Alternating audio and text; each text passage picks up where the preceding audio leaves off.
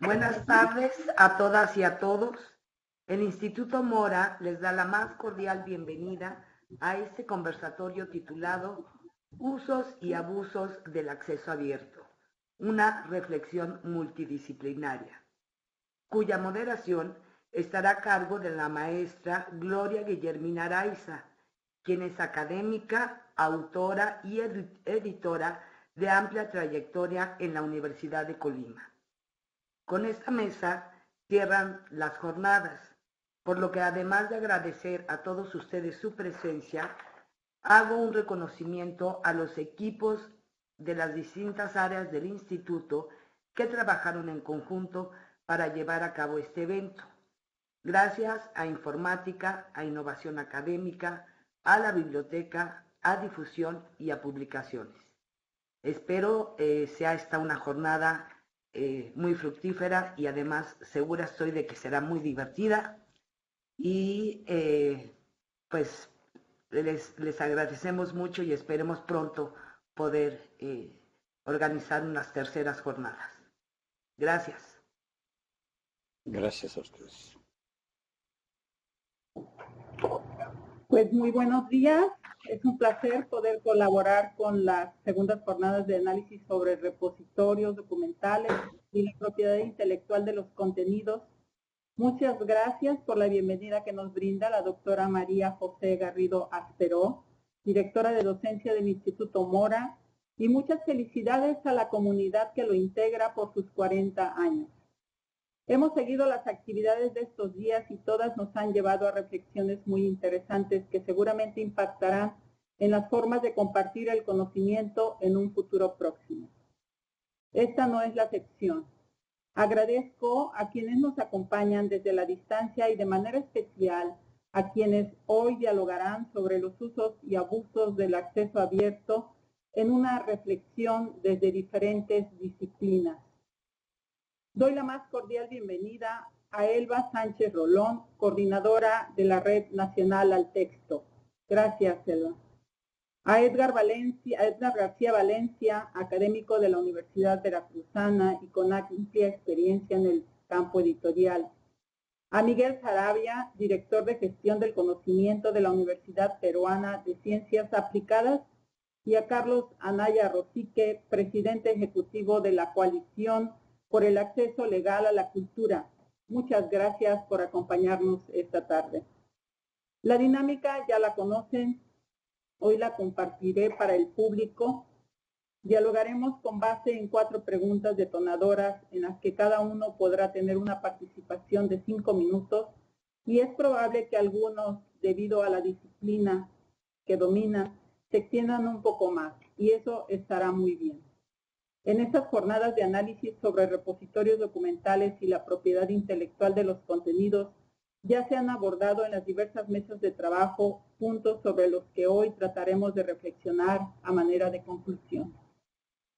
Si el acceso abierto, bueno, también muchas gracias a quienes nos acompañan a través de internet, a través de las redes sociales, y estaremos pendientes de los comentarios que nos puedan hacer a través de el chat, y porque al final tendremos un tiempo para dialogar con los autores.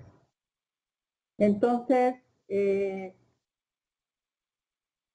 sin más, daremos inicio a este conversatorio, por lo que, como trataremos de que sea un diálogo precisamente entre los especialistas, les compartiré unos datos breves.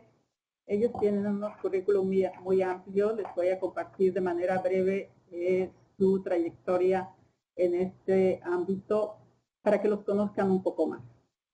Está con nosotros Elba Sánchez Rolón, doctora en Humanidades, Literatura, especialista en teoría literaria y literatura mexicana contemporánea, con interés en el estudio de las configuraciones reflexivas en la literatura, las relaciones de poder y las poéticas de lo inquietante.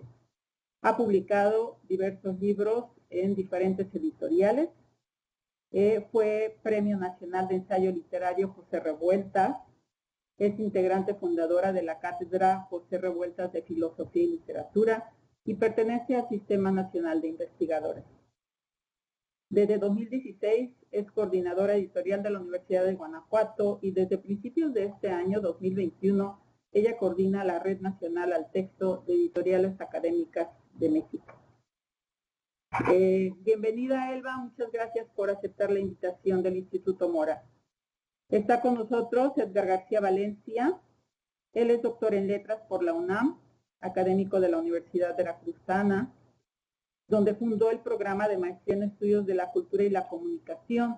Fue editor del Centro de Investigaciones y Estudios Superiores en Antropología, mejor conocido como CIESAS, en la Ciudad de México, y además es miembro fundador de la Red Nacional al Texto.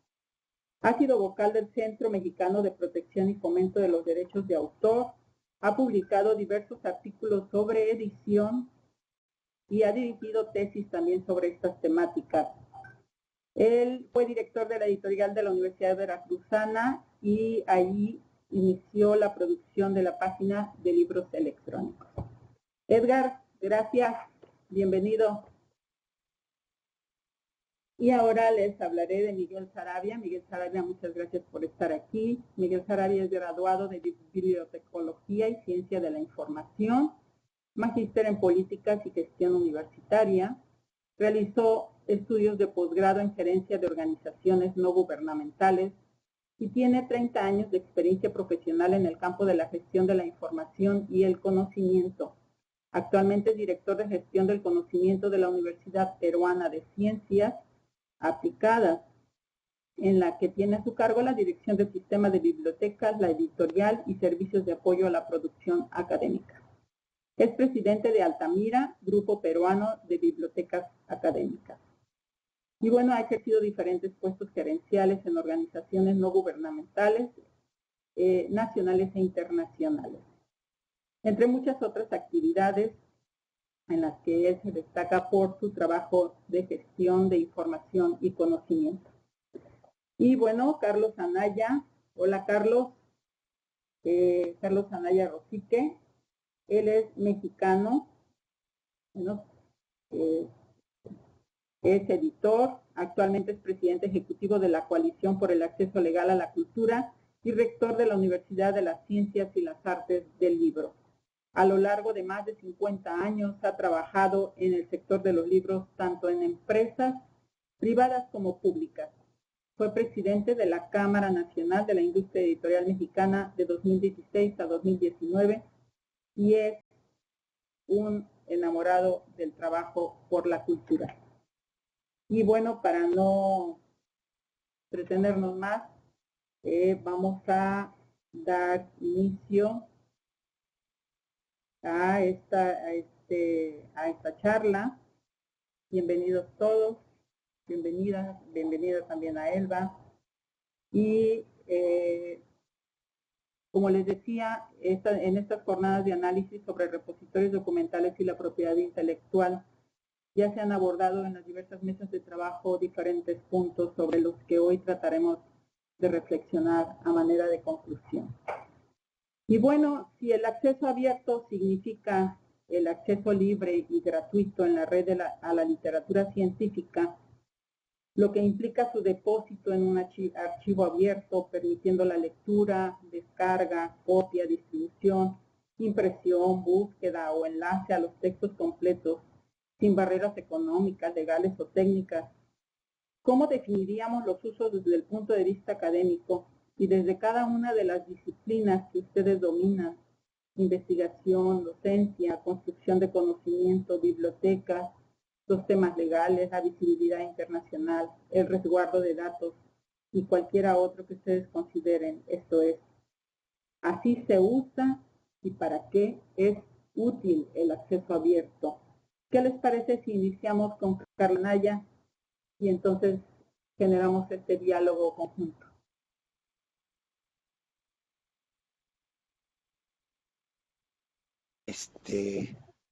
Por favor, el micrófono. Gracias. Gracias. Bueno, me tocó empezar y lo primero que diría es que definamos muy bien lo que es el acceso abierto y las cuestiones.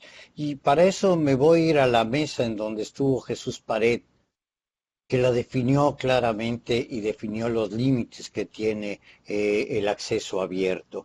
No puede ser esta idea de que es libre, es para que todo el mundo pueda hacer. No, puede ser que se consulte de manera libre, pero de origen para poder tener un archivo o un documento de acceso abierto es que debe estar construido a partir de un criterio que sería Creative Commons, ¿no?, que garantiza los derechos de autor. Una de las cosas que tenemos que cambiar en la lógica de quienes utilizan y plantean el acceso libre, el acceso abierto a los documentos, es que nadie paga. Y es solamente el autor, el titular de los derechos morales y de los derechos patrimoniales, quien puede autorizar que eso se suba. No cualquier persona, no cualquier organismo, no cualquiera digitaliza y sube, y eso es acceso abierto o acceso libre. No, hay límites y eso es lo primero que hay que hacer. Hay que contar con la anuencia del creador, la anuencia del autor. De pronto se nos olvida la existencia del autor y todo el mundo quiere beneficiarse. Plataformas que se benefician, plataformas que distribuyen y ganan, y el autor, ¿quién le paga? Por un trabajo que es su trabajo, es su creación. Y entonces es el autor el único que podría decir, porque tiene un acuerdo con la universidad en su caso, o porque así lo considera, el que puede llevarse a acceso abierto. Nunca puede ser de otra manera y nunca puede ser contra la voluntad del autor. Creo que eso es lo primero que hay que poner en tema. El reconocimiento de la titularidad de los derechos y los límites que tiene el acceso abierto. No es esto de todo está ahí, y no es solamente para las cuestiones científicas. El acceso abierto está, bueno, puede ser científicas, entendiendo las ciencias sociales también como una ciencia, entonces está bien, pero también puede ser para la literatura. Hay catedráticos, hay académicos que tienen literatura y esa literatura se debe de publicar. Si lo deciden así, en acceso abierto, sí, siempre sí, ellos lo autoricen. No porque alguien haya decidido que lo va a subir y no porque alguien le pida y le exija. Por supuesto,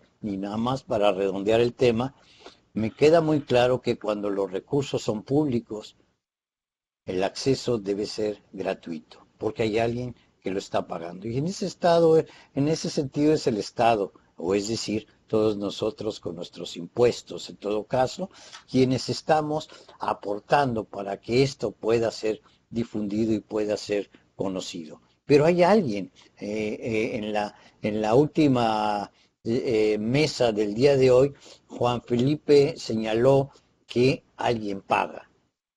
Siempre hay alguien que pague. Lo que hay que preguntarse es quién tiene que pagar y quién decide quién paga o quién decide quién recibe los recursos. Es decir, el autor, insisto, el titular de los derechos es el único que puede autorizar para que exista ese texto, ese documento en acceso abierto. Es lo que diría de principio. No oímos. Que la literatura también tiene su origen en términos científicos. A mí me preocupa mucho que se separe a las humanidades y a las ciencias sociales de la ciencia. Incluso el trabajo creativo tiene también trabajo científico. Partiendo de este comentario, yo me pregunto, ¿para qué sirve? O sea, ¿por qué se decide que el acceso, que tenga que existir el acceso abierto hace más de 20 años? Se definió, bueno, tiene muchos más años, pero ¿por qué se decide y por qué se decide cuáles son los usos a los que nos lleva esa decisión? Si les parece, alguien desea continuar, yo les digo a Miguel Sarabia que nos comparta. Sí, gracias. Gracias, Guillermina, y un gusto poder estar aquí en este diálogo multidisciplinario sobre un tema que sin duda es importante por las implicancias que tiene, ¿no? En el tema de acceder al conocimiento que generamos nosotros mismos. O sea, creo que la importancia que tiene la discusión sobre el acceso abierto tiene que ver con un problema más amplio, que tiene que ver con cómo se ha ido llevando el tema de la comunicación científica eh, y a ciertas hegemonías y monopolios que existen en cómo circula el conocimiento científico. Estoy de acuerdo con que no hay lonche gratis. Nosotros tenemos una expresión en Perú que es no hay lonche gratis, ¿no? Nada es gratuito. El trabajo de las personas es remunerado, el trabajo del cuidado editorial es remunerado.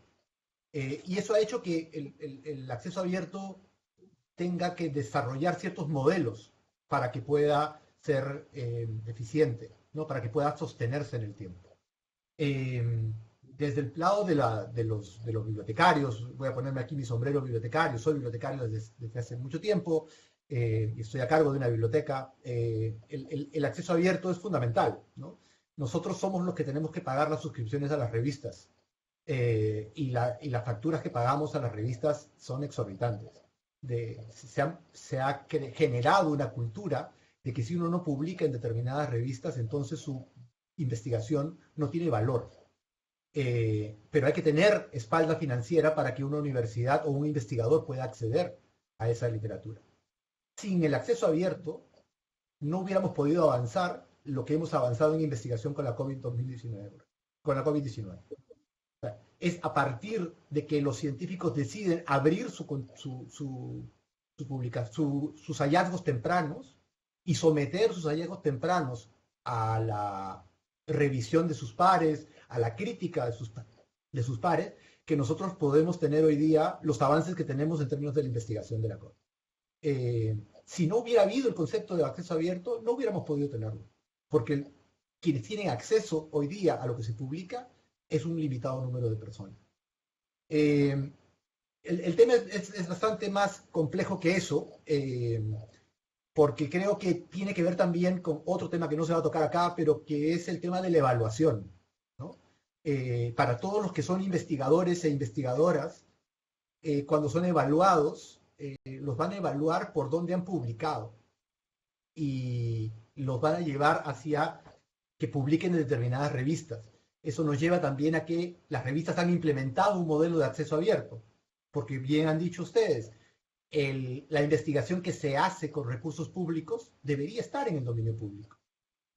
Pero para ganar puntos en el sistema de clasificación, me parece que Elba, tú eres miembro del sistema de investigadores de México, yo soy miembro aquí del RENACID también, de nuestra red de investigación, y aquí lo que vale es que has publicado un artículo en un journal, en una revista, y esa revista tiene unas características. Si yo quiero que ese artículo esté de acceso abierto, tengo que pagarle a la revista. Se calculaba el año pasado que el promedio del pago que tengo que hacerle a la revista por artículo es de $2,000 más o menos, ¿no? Entonces, ¿cómo hacemos? Y aquí entro al tema de los repositorios. ¿Cómo hacemos para vincular la producción abierta de conocimiento que cumpla con los requisitos de la evaluación y al mismo tiempo permita que más personas accedan a ese conocimiento? Que nos lleva a otro problema que tiene el acceso abierto y es, o otro tema que busca atender, es el tema del acceso en tu propio idioma. Porque también, no me van a dejar mentir, hay que publicar en un idioma que no es el nuestro, si queremos tener puntos. Entonces, el acceso abierto en realidad es un movimiento de alguna manera subversivo, porque lo que plantea es, ok, hay que abrir eso que está cerrado, porque las editoriales han monopolizado el negocio, y segundo, hay que escribir en tu idioma para que más gente que habla tu idioma pueda entenderlo. Si no, estás restringiendo el acceso. Y bueno, creo que nos lleva a otro tipo de... Pero sí me parece importante a partir de ahí jalar el tema con el repositorio y el rol que tienen que cumplir los repositorios, porque justamente en este momento se está cuestionando la validez de los repositorios como espacio donde uno tiene que depositar sus documentos. Europa, con el Plan S y varios otros más que están implementando políticas para que se publique en acceso abierto, no necesariamente están permitiendo que sean los repositorios institucionales aquellos lugares donde uno deposita su publicación en abierto. Más adelante podré comentarles la experiencia que tenemos nosotros desde el sistema de la editorial, depositando nuestros libros en nuestro propio repositorio institucional, ¿no? Que me parece que es una combinación interesante. Muchas gracias, Miguel Saravia. Aquí yo quiero precisar algo. Luego piensan los usuarios que como es electrónico no tiene costo, porque se quedaron con la idea de que cuando se imprime es cuando cuesta, cuando está electrónico el artículo o el libro no tiene costo. Y la verdad es que yo digo que tiene el mismo costo que si está impreso que si está en electrónico. Y ya que mencionabas a Elba, Miguel, a mí me gustaría, no sé qué te parece, Elba, si nos puedes compartir quiénes son los actores en este tema del uso del acceso abierto, porque se involucran instituciones, personas, oficinas, de alguna manera, ¿quiénes están participando en esto? Sí, gracias, Guillermina, y también porque tenía ya un montón de notas a partir de lo que dijeron los compañeros en la mesa, que me pareció sumamente interesante porque, por supuesto, forma parte de esta cadena del libro, pero además ahora estamos involucrando más cosas. Si nosotros pensamos también, voy a empezar por el final, porque claro, comentaba Miguel esta parte de la evaluación. O sea, pensamos hasta allá. Es decir, aquellos que van a evaluar al final aquello que se publica en acceso abierto, estamos hablando de publicaciones académicas, artículos, por supuesto, que traen un gran desarrollo ya en esto, pero también voy a meter el tema del libro porque me parece fundamental, ¿no? También las monografías académicas en este caso. Y en ese sentido tenemos pues toda esta parte que son editores, bibliotecarios, porque también, por supuesto, hay una participación ya ahí de las bibliotecas muy importante que Miguel podrá ahondar más adelante.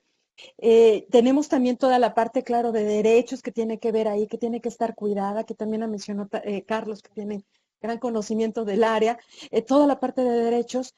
Y por supuesto, en este proceso no hay que olvidar esto que tú mencionabas, Guillermina, que es, alguien hace el libro. O sea, el libro cuesta. El libro, el artículo, la producción como tal, o sea, no es tan sencillo como aquellas buenas intenciones que yo creo que es muy difícil no estar de acuerdo. Si estamos hablando de que ya vamos a 20 años, el siguiente año y dentro de unos meses, fue 14 de febrero de 2002 en la Declaración de Budapest. Entonces estamos a unos meses de cumplir los 20 años. Y si nosotros recordamos, a lo mejor es mi afán retórico hablando de diferencias disciplinarias. Entonces, a mí me encanta, y lo vemos en otras declaraciones, ¿no? Pero en la de Budapest cuando dicen, hay que romper las barreras. Hay que volvernos, amigos de la causa del acceso abierto, y todavía dicen algo así como, pensemos que quizá no es tan difícil asumir estos costos de alguien que produce, porque de todas maneras, si no, tendríamos grandes costos de distribución. Dice algo así en la declaración. Entonces, hay una parte inicial que es loable y es maravillosa, ¿no? Y que tiene que ver con lo que el punto de partida.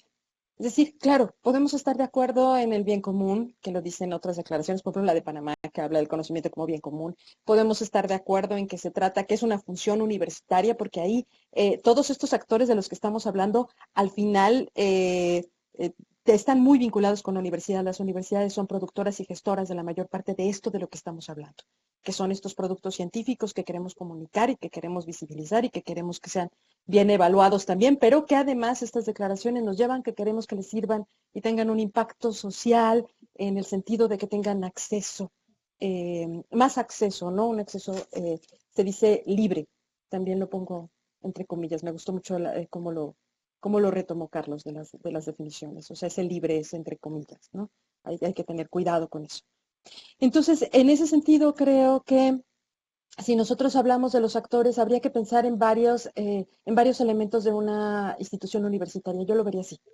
Es decir, una interacción entre bibliotecas, una interacción con editoriales, pero creo que la comunidad académica tiene que entrar en una interacción muy importante. Seguimos usando métricas científicas, es decir, métricas para evaluación del trabajo científico, que tienen muchísimo tiempo, que parten de planteamientos, muchas de las que tenemos de los años 60, que tienen que ver con esta evaluación de pares, por ejemplo, es decir, el número de citas que tienes. para ver qué impacto tiene. Creo que eso no se ha repensado lo suficiente. Estamos acostumbrados a seguirlas, a sufrirlas a veces. Los factores de impacto, por supuesto, pero los factores de impacto también terminan teniendo que ver con diversas evaluaciones, ¿no? De los procesos de determinación, pero también de la citación que se tiene una revista, y entonces al final es más o menos las mismas características para poder dar en un momento dado financiamiento a revistas. Entonces creo que no nos hemos repensado lo suficiente esta parte de evaluación para poder enlazarla con todo el resto del recorrido. Es decir, seguimos teniendo prácticas muy semejantes. Hablando de diferencias disciplinarias, ya abrí un montón de temas, perdón. Hablando de diferencias disciplinarias, además de todo, es distinto para las ciencias sociales, o para algunas áreas de ciencias sociales, no todas, pero algunas áreas de ciencias sociales que estamos más acostumbradas a la publicación monográfica. Y que precisamente tiene un desarrollo que no ha sido el mismo que el tan amplio que tienen ya las revistas, que para otras áreas de ciencias naturales, disciplinas de ciencias naturales, que por supuesto tienen no solo un desarrollo, sino que además si nosotros entramos a ciertas bases o listados como Shimago, ¿no? Donde están los factores de impacto. Y entonces entramos ahí y vemos, ponemos por área disciplinaria y vamos a encontrar de especialidades de química, de biología, cosas muy específicas, una lista muy larga. Yo he buscado, yo soy de letras hispánicas, además hablando de escribir en otro idioma. Estudié lo escrito en español y escribes en inglés para hacerlo. Te metes a estas bases y no son tantas las revistas que hay. Entonces, hay desarrollos dispares, perdón, voy a tratar de resumir para finalizar. Hay muchos actores, hay mucha colaboración que se requiere en ello, hay desarrollos dispares, no solamente respecto a disciplinas, sino respecto a los diferentes momentos de esto. Me refiero sobre todo a esta parte de la evaluación, que no se ha repensado, porque con lo loable del tema podemos estar de acuerdo, pero luego hay que pensar y cómo le hacemos, ¿no? Para romper esas barreras y ser amigos de la causa, como decía la Declaración de Budapest. Gracias. Gracias, Selva. A mí me hiciste pensar un poco en esa construcción del conocimiento y en cómo se llegan a generar otros productos que sí se comercializan a partir de esa construcción de conocimiento en acceso abierto, y que me gustaría dejarlo así como en el aire para cuando lleguemos a las conclusiones. No sé qué te parezca, Edgar, si nos puedes platicar un poco sobre las políticas del uso del acceso abierto, porque creo que a veces las percibo yo como castigadoras, esas políticas, pero no sé, tú creo que nos puedes dar más información precisa. Gracias. Gracias, Guillermina, y saludos a todos. Un gusto escucharlos y un gusto, vemos que hay una variedad. Conozco a Miguel y me da gusto que alguien de Perú aquí, porque Perú es uno de los países en América Latina que comienza con políticas de acceso abierto. Y justo la biblioteca es un espacio que necesita mucho de esta política institucional. Y cuando escuchaba a Elba hablando sobre esta evaluación que recae sobre los investigadores, pensaba también en la evaluación. O sea, tenemos ya 7 años con una ley, unas reformas a leyes que favorecen el acceso abierto en nuestro país, pero es un momento también para evaluar. O sea, creo que debemos de pensar qué tanto profundidad ha tenido esta ley en México, obviamente en toda nuestra región, en América Latina, pero en México a partir de 2014, ¿cómo se ha, cómo se ha expresado, qué avances hemos tenido, hacia dónde se está pensando que vayamos? Porque ya se mencionó aquí lo del Plan S, y de nuevo vamos a entrar en un circuito, en decisiones o en consecuencia de decisiones que no tomamos ni en el país ni en la región. ¿De que nos va a afectar? Sí, claro, nos va a afectar, como a muchos ha afectado el acceso abierto. Ha afectado no en el sentido negativo, en el sentido también positivo del término. Entonces creo que es el momento, y sí me siento un poco en el que creo que ya no deberíamos estar hablando de acceso abierto. Creo que el acceso abierto es algo que, digamos, no que haya quedado en el pasado. Es un presente y a lo mejor un presente que quizá apenas todavía tenemos una gran deuda con él. Si vamos a los libros, no voy con los artículos creo que en las revistas tienen un camino muy avanzado, pero si vamos a los libros en México, en América Latina, los libros en acceso abierto son el 6% de la producción editorial. Si vamos a otro, digamos, a España, es el 5%. Entonces, digamos, estamos hablando de acceso abierto cuando el 95 o 94% de nuestra producción editorial es casi tradicional. Y por otro lado está ya el futuro, o sea, está la ciencia abierta, que es una realidad y que es un tema que deberíamos de estar, digamos, ya el acceso abierto, que ya lo tenemos, ¿cómo nutrimos ese acceso abierto con datos? ¿Cómo hacemos que la ciencia de datos permee en todas las investigaciones, que esos datos se compartan y que, así como se decía que el acceso abierto favorece la citación, pues si hay datos abiertos, estos todavía aumentan esa posibilidad. Entonces, pero sí veo una falta de política en el país, tanto de esta evaluación del acceso abierto como del futuro, de hacia dónde vamos, de la ciencia abierta. Apenas creo que hubo por ahí un conversatorio que organizó CONACYT, pero falta una política realmente de hacia dónde queremos ir y no creo que la tengamos en fecha próxima.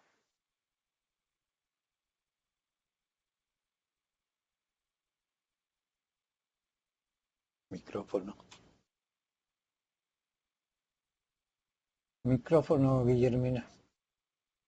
En años recientes, pues ya tenemos también por ahí el formato de libro científico y eso nos ha llevado también a otras decisiones en las editoriales universitarias y comerciales.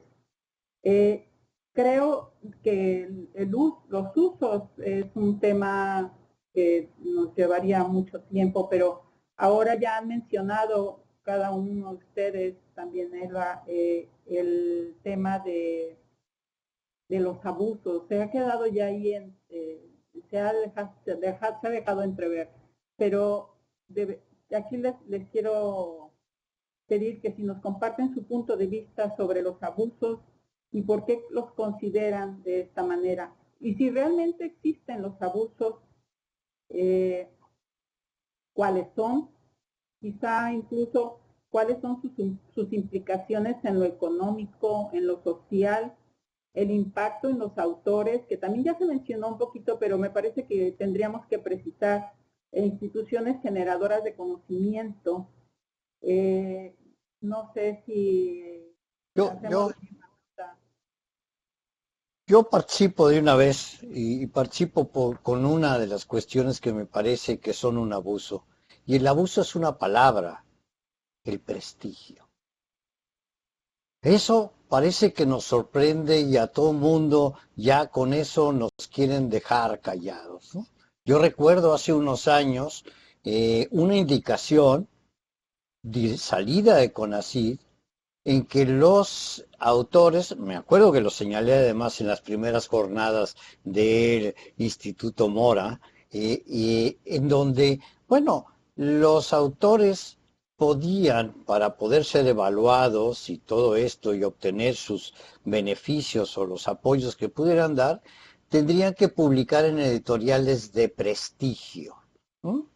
Y cuando uno preguntaba cuáles eran las editoriales de prestigio, hablaban del Sevier y de otras, cuando en este país en particular existen editoriales que tienen más de 60 años publicando elementos científicos, libros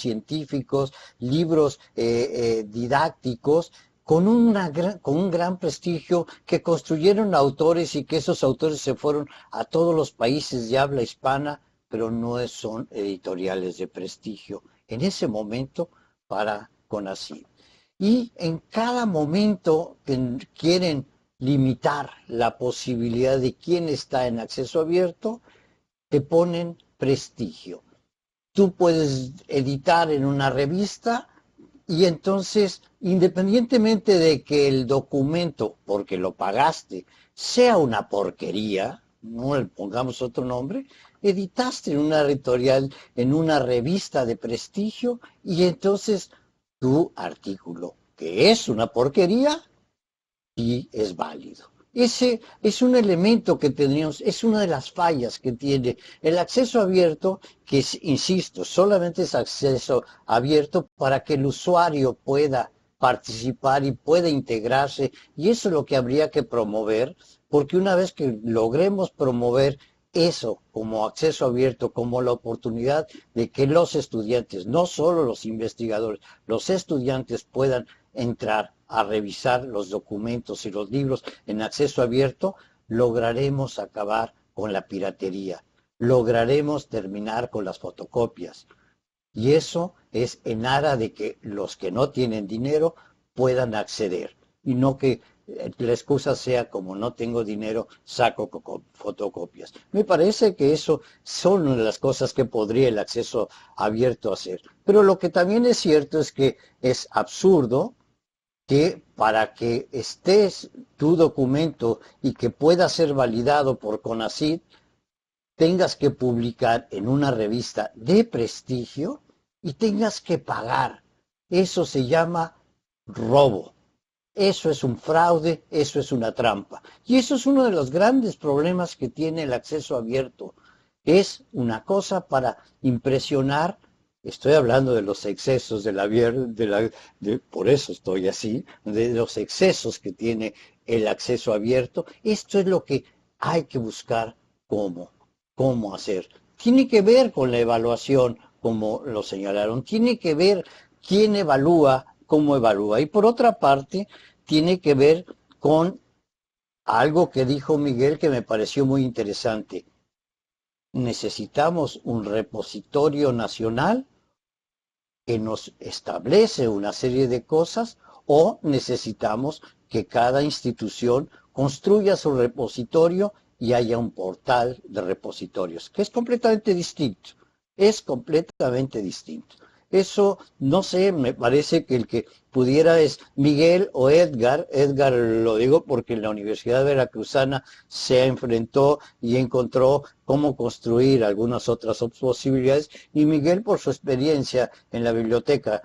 Puede ser que Elba también, perdón Elba, estoy menos familiarizado con lo que haces, pero Miguel o Edgar podrían en este momento también hablar de esos abusos.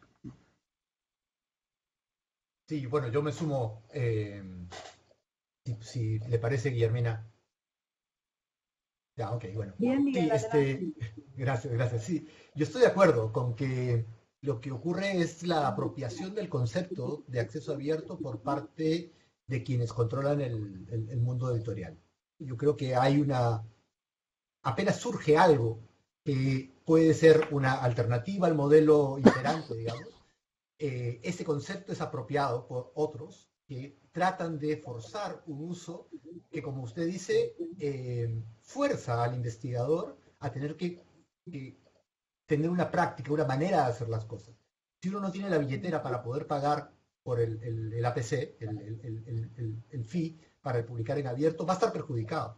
Es lo mismo que pasaba en los procesos tradicionales, donde obviamente los más jóvenes siempre eran perjudicados porque tenían menos posibilidades de acceder a ciertos beneficios que accedían los mayores. Pero en este caso en particular, sobre el tema del acceso abierto, sí me parece que, como usted señala, hay un abuso por parte de la apropiación de ese concepto de quienes manejan y controlan el mundo editorial. Yendo al tema de los libros, que Elba lo mencionó, también me parece que hay que ponerle especial atención. Vuelvo al tema de la evaluación. En el reglamento que acaba de publicar el CONCITEC en el Perú, el libro no vale igual que un artículo, ¿no? ¿Cuál es la explicación teórica detrás de que por qué un libro no vale como una revista? No la encuentro.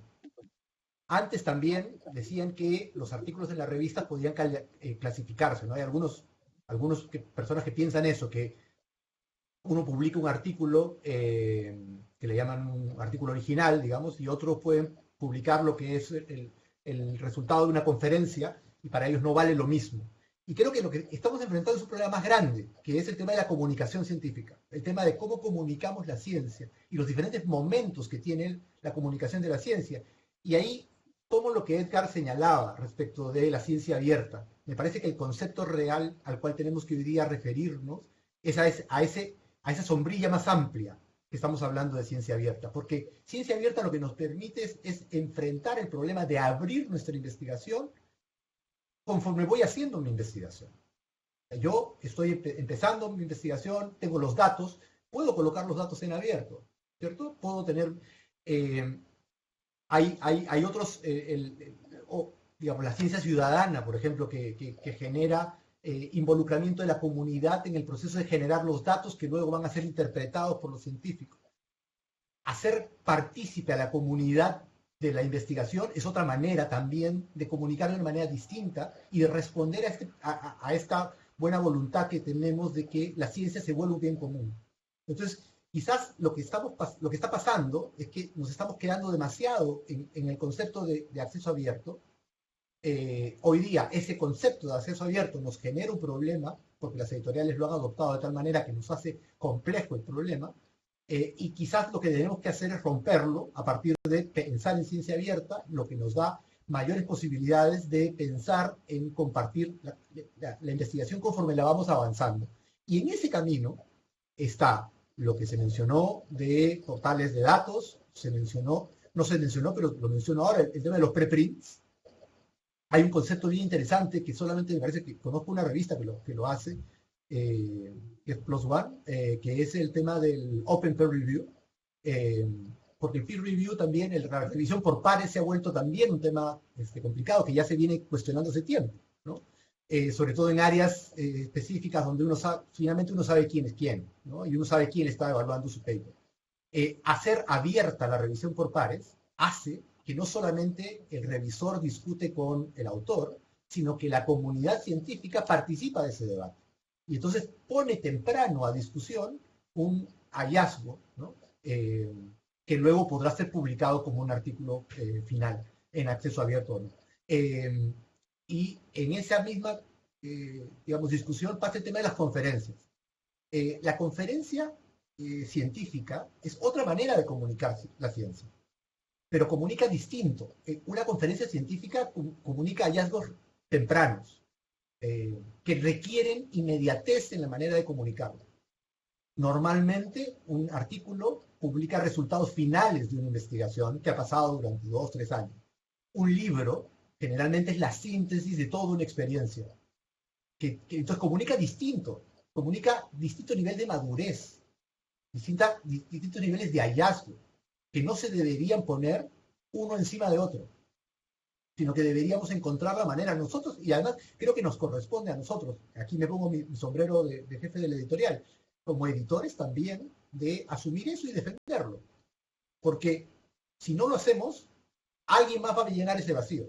Va a venir el Estado imponiendo algunas normas, la comunidad científica global, como eso se pueda llamar, que finalmente está dominada por la ciencia del norte, o las políticas de cooperación, que finalmente nos imponen también algunas pautas respecto de cómo es que debemos comunicar lo que se haya con su dinero, ¿no? Entonces creo que abusos hay, pero creo que también tenemos que pensar cómo podemos romper esta mirada poniéndole un sombrero más amplio. Muchas gracias, Miguel. Y retomando un poquito lo que decía Carlos y lo que decías tú, me lleva a comentar por qué entonces se les decía que publiquen con editoriales de prestigio, pero se definen las revistas de prestigio, pero no se definen las editoriales de prestigio. De hecho, yo en mi institución me di a la tarea de buscar una definición de cuáles son las editoriales de prestigio, en tanto que busqué en todas las instituciones que dictan políticas y no definen las editoriales de prestigio, solamente las revistas. Entonces, me parece muy interesante todo esto. Y creo que un buen punto para continuar con esto que se ha dicho es hablar un poquito del qué pasa con las redes de los académicos y en las instituciones, los que están produciendo el conocimiento ante estos ante estas políticas de acceso abierto, ¿se generan algunos abusos en estas áreas también? No sé, Edgar, Elba. Sí, pues bueno, si quieren. Gracias, no te quería robar la palabra, Edgar, perdón. No, adelante, adelante. Ok, yo creo que en esta parte de lo que realmente nos puede funcionar, incluso en la conformación de redes ya en el plano académico, ya no solo lo editorial. Creo que hay una parte fundamental que también comentó Carlos. La investigación, conforme hay más bases para acceder a los textos, bases de acceso abierto, eh, tenemos realmente más posibilidad de esa conformación, de encontrar al colega que está haciendo algo semejante a lo tuyo, de involucrar a los estudiantes. Realmente el acceso sí se ha visto favorecido. Estaba pensando, ya que hablamos de los 20 años, tengo práctica del que va a cumplir la Declaración de Budapest, pues prácticamente eso tengo en la universidad de profesora. Entonces, realmente se ha modificado porque se ha incrementado de una manera muy significativa, además, en los últimos años más. Ahora pues es un paradigma también la pandemia para esto, ¿no? O sea, y cómo se ha incrementado y la manera en la que eso favorece también la generación de una comunicación entre los diferentes investigadores y las comunidades académicas que genera, creo que es importante. Ahora, creo que en este ámbito, para tocar primero este ámbito, el tema que es horrible porque no es cuantificable el tema del prestigio. O sea, ¿cómo hablamos del prestigio? ¿Cómo podemos mostrarle a aquel evaluador ese prestigio si no podemos cuantificar? Podríamos, si nos sentamos, los sectores, bibliotecarios, etcétera, generar alguna lista de cosas, pero finalmente esto no es lo que está ocurriendo. Lo que ocurre es que finalmente la noción de prestigio se utiliza de la manera que más conviene en un momento dado. Creo que lo que ocurre en el ámbito de los investigadores no es exactamente eso. Con las revistas está muy marcado porque tenemos, como decíamos, pues los mecanismos, los factores de impacto, las listas de revistas depredadoras. En el caso de los libros, las monografías de editoriales, y hablando de editoriales universitarias, como académico lo que buscas es al investigador en muchas ocasiones. Es decir, los sistemas de evaluación pueden hablar del prestigio en ese sentido. Como académico, estás buscando el tema, estás buscando al investigador, y si entonces dices, está en tal editorial, ¡ay, qué bien! Porque puedo acceder más fácil. Es decir, porque ese editorial tiene un portal de acceso abierto, porque puedo conseguirlo, tiene mejor distribución, etcétera, y entonces te alegras. Pero finalmente, si el libro lo tiene una editorial pequeña, que a lo mejor nadie conoce más que, digamos, que ellos mismos, pero tú encontraste ahí tu temática, la vas a ir a buscar a donde sea, aunque no esté en un portal de acceso abierto. Es decir, ahí hay una importancia también de eso que quieres que circule para la generación de conocimiento. Esa parte del prestigio entonces tiene una valoración creo que distinta dentro de la comunidad académica de la que tiene en los mismos evaluadores que de pronto son la comunidad académica, ¿no? Pero creo que se valida de manera muy distinta. Creo que aquí el asunto también hablando de abusos, para ir también por ese lado, en que los repositorios que pues bueno, CONACYT propone en su ley de ciencia abierta, hablando ya de ciencia abierta porque también creo que hay que irnos hasta allá, pues propone el repositorio general y luego los institucionales, pero también es cierto que todavía no tienen la misma valoración que si se publica en otros espacios. Es decir, que estas vías, llamadas vías de acceso verde, que finalmente son financiadas por instituciones, todavía no tienen en ocasiones el prestigio, hablando de prestigio, ¿no? En fin, que llegan a tener estas revistas que muchas veces, como se dice, han llegado a cifras exorbitantes de cobro. Y es terrible que además esos parámetros que allí están en las revistas, de pronto también tocando el tema de las coediciones universitarias, existe en ciertas áreas del conocimiento para las evaluaciones de CONACYT la idea de que si estás coeditando, tiene más peso, tiene más valor académico tu publicación del libro, hablando del libro. Porque en este tema de que, bueno, publicas en tu propia universidad y parece que entonces no está teniendo seriedad porque es tu propia institución, entonces parece que te va a evaluar tu colega de compañero de cubículo, ¿no? Yo creo que las editoriales universitarias de tiempo atrás se han dado parámetros, lineamientos para que estas evaluaciones internas del valor académico sean sólidas y tengan prácticas sanas. De dictaminación, que hasta ahora es mucho de pares ciegos, pero pues sí, que está en discusión, que sea abierta, etcétera. Pero hasta ahora sí, pero se han dado lineamientos y se han dado herramientas mucho más sólidas de las que en ocasiones tienen algunos de sus coeditores, que no son universitarios, sin obviamente aludir hasta amigos, no. Simplemente por decirlo así en términos generales, porque llega a ocurrir. Y de pronto el asunto es que la evaluación tiene mayor prestigio si tengo un coeditor, no importa si tiene lineamientos o no, pero mi institución tiene una serie de lineamientos y no se considera que por sí misma tenga ese prestigio por tenerlos, porque sería un parámetro ya más sólido, ¿no? Es decir, tenemos lineamientos. Entonces, bueno, creo que todo eso pues, sigue teniendo que ver con este asunto de la validez y del abuso, por ejemplo, de voy a pagarle un montón a un coeditor, o voy a pagarle un montón a una revista, porque ¿y qué me está vendiendo? Un valor simbólico, ¿no? Finalmente. Cuando a lo mejor lo tangible está en un trabajo que se viene realizando desde las propias instituciones universitarias, las editoriales, pero también otros ámbitos de la misma institución.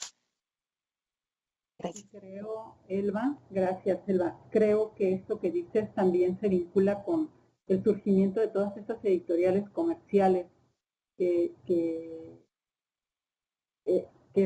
bueno, se crearon a raíz precisamente de que se les exigía a profesores y profesoras universitarios publicar con otras editoriales que no fueran las universitarias. Y bueno, ahí creo que hay una acción pendiente de parte de las editoriales universitarias unidas. No sé, Edgar, ¿nos quieres comentar algo? Sí, creo que hay varias palabras que han surgido aquí. Elba comentaba lo de la lista depredadora, de esta famosa lista la lista Bill, que era un bibliotecario de Colorado, de la Universidad de Colorado, ya jubilado, que sacó una lista de cuáles eran estas revistas depredadoras que cobraban sin decir que cobraban. Entonces, y que tu trabajo no lo revisaban, nomás prácticamente lo primero que importaba era el cheque, y creo que como investigadores a muchos todavía, a mí me llegan todavía spam ¿cómo identificar una editorial depredadora? Si te llega un spam dice publica con nosotros, ya desde ahí ya sospecha. O sea, una buena editorial le llegan muchos manuscritos y no va a estar todavía por ahí, publica con nosotros. Eso ya ahí es una parte de sospecha. Pero bueno, con todo eso, la lista de Bill, bueno, que eso desapareció al jubilarse, hay por ahí circulando una lista de editoriales depredadoras y de revistas depredadoras. Una de ellas incluso coincide con el Sistema Nacional de Revistas de CONACYT, digamos, o como que no tiene mucho, no se fijaron mucho en eso, que esté en una lista depredadora. Creo que el sistema de revistas en México todavía pues, ha quedado también muy abandonado, y para los libros eso pues fue una discusión que ya quedó prácticamente olvidada. Pero si uno ve esa lista de revistas depredadoras, es una lista finita, o sea, ¿cuántos quieren que sean? ¿100, 120? No la he contado, o sea, se puede hacer algo, me hizo rápido cuántas revistas o editoriales hay ahí. Pero si uno va a BOAG, que es el directorio, a DOAG, el directorio de acceso abierto, es un trabajo muy profesional, ahí encuentra miles de publicaciones. Entonces, yo considero que no hay abuso. Bueno, o sea, sí hay unas prácticas, malas prácticas, y con esto también quiero oír esa palabra. Creo que el beneficio del acceso abierto, por más revistas depredadoras que tengamos, por más a veces que de pronto hay vivales, sí, y no diría editores, porque los editores son otra cosa, es gente ahí sí, de mucho prestigio, pero siempre hay vivales que ponen páginas falsas para cobrar y desaparecer, pero esos casos también, digamos, no es el grueso de toda la producción. Y Jeffrey Bill en un artículo mencionaba que estas revistas subsisten a través de debilidades del sistema de la edición universitaria, de la edición académica. Entonces, hay que trabajar en esas debilidades. Y ahí, repito, vamos a la evaluación. O sea, no es posible que todas sigamos hablando de editoriales de prestigio cuando es una palabra, no sé, que se me hace ya tan pasada de moda que deberíamos estar hablando de editoriales que cumplen buenas prácticas. O sea, ese debería ser el término. Y ahí sí te puedes cuantificar cuáles buenas prácticas tiene DOI, si evalúa, si están acceso abiertos. Entonces, ya estás hablando de otra cosa que puedes medir. No una cosa así abstracta como buenas, digo, como prestigio, que pues sí, o sea, no hay estrellitas, digamos, ¿cuáles son las estrellitas en el Google Maps de que, sí, cuántos comentarios tienes? O, digamos, eso no es cuantificable. Las buenas prácticas sí, puedes ser un índice a partir de eso, y no es posible que no estemos hablando de eso, digamos, no lo digo por esta sesión, sino como políticas nacionales. O sea, hacia dónde estamos yendo, y repito, hacia dónde va la política nacional de evaluación en este sentido. O sea, se está hablando de esto es una discusión, porque si no, lo dejamos siempre para mañana. Pareciera que llega la siguiente ley de ciencia y tecnología y bueno, bueno, pues sí, lo vamos a discutir, pero recuperamos todavía cosas así de prestigio, etcétera, y se quedan siempre para mañana esa evaluación que se tiene que hacer, no de los académicos, sino de hacia dónde se quería ir con una ley de acceso abierto. Yo quisiera agregar, Guillermina, si puedo, porque me parece que el tema es interesante. Algunas cosas. Uno, me parece fundamental hacer la evaluación de los repositorios y que haya elementos medibles de lo que cada repositorio puede hacer, ¿no? Y incluso cómo se construye el repositorio, quién está atrás, cuál es la parte tecnológica, porque de pronto ahí hay universidades que tienen capacidades económicas amplísima como para construir un repositorio muy sólido, y hay universidades muy pequeñas. Yo estoy convencido que la Universidad de Guanajuato debe hacer muchos esfuerzos por tener un repositorio que cada que voltea y ve a la UNAM o ve a la Universidad de Guadalajara, debe sentir una envidia terrible, ¿no? ¿Por qué? Porque no son los mismos presupuestos, entonces ahí hay que poner eso. Y eso hace,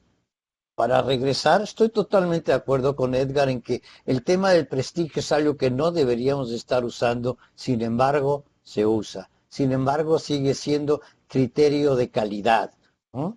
Y es tan grave como lo que los españoles en las universidades han intentado hacer o han hecho, que es poner un sello de calidad a las publicaciones. Ahora resulta que cada uno de nosotros vamos a calificarnos y el colectivo nos va a calificar, cuando lo que tiene que ser los contenidos y la imagen y el desarrollo de los autores y las propuestas, con más o menos capacidades, con más o menos recursos que puede tener una universidad. Los sellos de calidad son exactamente igual que los criterios de el ISO 9000, ISO 9001, 9000 no sé, 500 y tantos, que lo único que han hecho es separar y generar una cúpula que no necesariamente, que es un elemento administrativo para poner el ISO 9000, pero que es usado como para que, wow, esta empresa sí está muy bien, y a la hora que vas a solicitar una devolución, te dicen que no lo pueden hacer. Entonces, y aún así tienen. Entonces, yo, regresando al tema editorial, al tema de los libros y las publicaciones periódicas, no necesitamos nadie que nos califique. Será la posibilidad, y cada investigador cuando se enfrenta y cuando trabaja y cuando está de manera colectiva trabajando sobre la investigación, en donde va desarrollando o va desechando. Que por otra parte, para ese trabajo colaborativo que se plantea que deberían de tener los académicos, lo primero que tenemos que hacer es tener en un repositorio diciendo todas y cada una de las investigaciones que cada universidad está haciendo, para que se sumen, para que alguien diga, esto es lo que yo trabajo, esto me ayuda. Un investigador que está en Tijuana o uno que está en Mérida, uno que está en la UNAM, no importa en qué campus. Eso es, necesitamos saber cuál es la investigación que se está haciendo en este país. Y necesitamos saberlo también para las empresas privadas, que no son los enemigos, para que las empresas privadas que se dedican también a publicar libros de texto científicos, para publicar resultados de investigaciones, puedan decir, esto me interesa. Si alguien trabaja sobre la nanotecnología, puede haber una empresa que quiere publicar nanotecnología. Y es completamente válido. De ahí a tener que discutir, que eso es otro problema, de una vez lo pongo, perdón, pero ya me agarré el micrófono, a discutir si está en acceso abierto y también está en edición comercial. Me parece que eso, más allá que Juan Felipe diga que lo están haciendo, felicidades. Mi pregunta es, ¿cómo suponen que una empresa editorial privada, que no neoliberal, definamos que no es lo mismo, una editorial privada, va a publicar un libro que por otro lado está en acceso abierto y que por lo tanto le está quitando el mercado? Esas son las cosas que hay que encontrar, esa conciliación entre las universidades y los editores privados. No somos enemigos, tenemos que ser aliados. Las editoriales privadas han desarrollado conocimiento mucho antes de que existiera el Internet. No los podemos mandar al trasto, no podemos cancelarlos. Hay posibilidades de desarrollo y hay la posibilidad, nada más para terminar y redondear la idea, de que es a través de la negociación entre empresas privadas y universidades como podemos obtener licencias y evitar fotocopias. Si yo tengo un maestro que utiliza 50 libros al año y nada más compro uno y lo fotocopian, mejor negocio a través de las bibliotecas y con recursos de las universidades la licencia con una editorial para que cada alumno tenga una copia legal de un libro. No sé qué opinan, se lo dejo otra vez a Miguel porque tiene que ver con bibliotecas. Sí, sin duda que de lo que se trata es fomentar el uso legal de la... En este tema, para pasar a la siguiente pregunta. Adelante, Miguel. Sí, no, solamente decir que sin duda las bibliotecas tenemos que fomentar el uso legal de los documentos, ¿no? En la pandemia hemos enfrentado una situación muy particular, y es que no podíamos acceder a las colecciones físicas. Y eso nos ha llevado a esfuerzos de digitalización, por ejemplo, que no hubieran sido permitidos en circunstancias normales, ¿no? Nosotros hemos, en la medida de lo posible, llegado a acuerdos con las editoriales para que, si tenemos nosotros propiedad sobre un libro, podamos disponibilizar ese libro a los estudiantes por la vía electrónica, cosa que normalmente no se puede hacer. La ley peruana permite, por uso académico, la digitalización de un porcentaje de los textos, y eso está bien, ¿no? Usted va a lanzar otra pregunta, Guillermina, pero quería simplemente referirme a dos cosas que mencionó Carlos hace un momento respecto de los repositorios, porque sí, quizás la experiencia peruana es interesante. La ley de acceso abierto en el Perú es de 2013. A partir de allí se creó el repositorio nacional, pero el repositorio nacional se concibió como un repositorio de repositorios. Es decir, se dio la obligación a toda institución pública de generar sus propios repositorios y que sea el Consejo Nacional de Ciencia y Tecnología el que los cosecha. Entonces tenemos un repositorio de repositorios que se llama Alicia, y lo interesante de eso es que ha generado guías. Sabemos que no todas las instituciones pueden tener la misma tecnología, entonces no se impuso un estándar tecnológico, pero sí se impusieron ciertos estándares en términos de cómo se debe procesar la información, cómo la tecnología debía responder a esos estándares para que pudiera ser cosechado, ¿no? Entonces tenemos guías para la descripción del contenido dentro de los repositorios, lo que ha generado, creo, un movimiento importante de estandarización de cómo registramos la información en los repositorios, lo que permite la recuperabilidad, ¿no? Algo que somos obsesionados los bibliotecarios, es que cuando tú buscas algo lo encuentres, y para eso tienes que describir bien. Las guías que ha generado el CONCITEC creo que apuntan en esa línea, y hoy día, por ejemplo, está impulsando la creación de un sistema nacional de información sobre la investigación. en la misma lógica, un repositorio de repositorios de portales de investigación de las universidades, ¿no? Con la misma idea que se ha mencionado. Gracias. Bueno, esto me lleva a pensar en que como instituciones o como editoriales también tendríamos que empezar a generar investigación sobre si realmente la comunicación de la ciencia está funcionando. Y entonces se está llegando realmente a productos útiles y a políticas que propician un desarrollo. Y eso me lleva a la siguiente pregunta. Por ejemplo, si realmente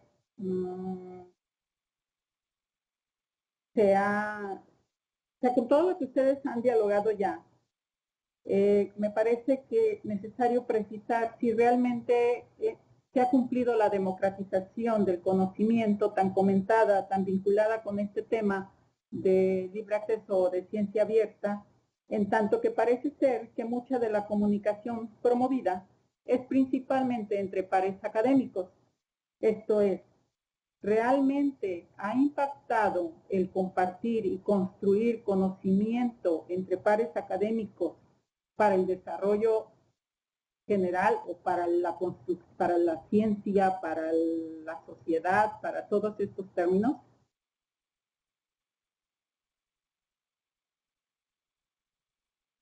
Yo me atrevo, el tema es muy vinculado a mi investigación doctoral, porque creo que la pregunta es más amplia. El acceso abierto puede haber permitido que alguna investigación se esté haciendo. El problema es si la investigación que nos están financiando, la investigación que estamos promoviendo, es una investigación pertinente para los problemas de nuestro país. Si nuestra investigación tiene que ser publicada en estas revistas de prestigio, ¿no es cierto? Ya, entre comillas, tenemos que responder a las políticas editoriales de esas revistas. Las políticas editoriales y los temas de interés de esas revistas no necesariamente son los que nos interesan a nosotros para responder a los problemas de nuestro país. Entonces, la pregunta es, ¿estamos investigando cosas que responden a una agenda nacional de las necesidades que tenemos en nuestro país? Que probablemente no sea investigación de frontera, que no sea investigación de vanguardia. No estamos descubriendo nuevas partículas. Estamos viendo cómo podemos solucionar problemas concretos de acceso al agua potable, del problema del impacto del cambio climático en el maíz, en las zonas productoras. O sea, estamos haciendo investigación aplicada, que tiene otro tipo de reconocimiento también en términos de cuán novedosa es la investigación. Entonces, el problema de plantearnos la pregunta como nos la ha planteado usted, es que yo le puedo decir, sí, el acceso abierto ha mejorado y accedamos a esa información, a la investigación que estamos publicando en las revistas donde tenemos que publicar. El problema está en que si los mecanismos, existen los incentivos suficientes para que hagamos la investigación que nuestro país necesita, que nuestra región necesita. Sí, esa es la pregunta que creo. La pregunta es más en relación con se ha hablado de empresas editoriales y se ha hablado de generación del conocimiento entre pares académicos.